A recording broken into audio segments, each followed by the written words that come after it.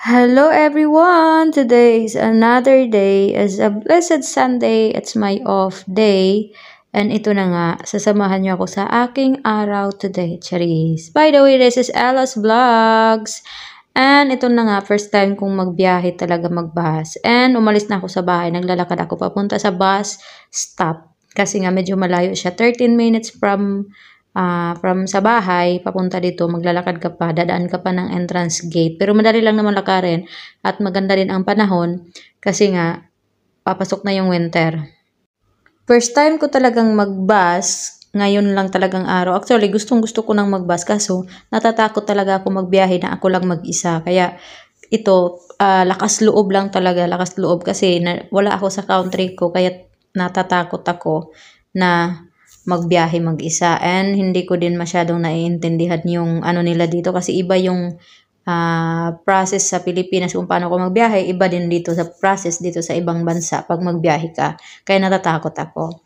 And ito na nga, nakarating na ako dun sa bus stop pero hindi ako nakasakay ng bus.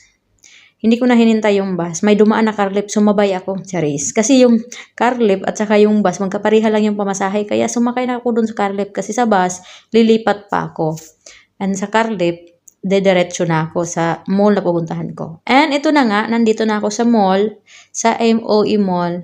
Kasi pupunta kami ng metro. At may kasama nga ako na ibang lahi din. Kasi sasabay siya sa akin kasi hindi niya alam ang pupunta ng metro. Eh pareha kami, hindi ko din alam. Kaya mawala ako, mawala din siya.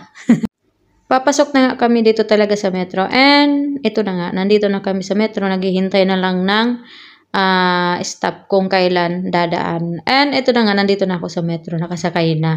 Pero ang nangyari, nandito ako sa kalagitnaan ng kalalakihan. Charis. Wala pa adjust kuday ang amoy. Hindi ko kaya. Charis. And ito na nga, nagbabiyahe nga. Pero naisip ko talaga na ang laki talaga ng bawas at laki ng tipid ko talaga pang magbiyahe talaga.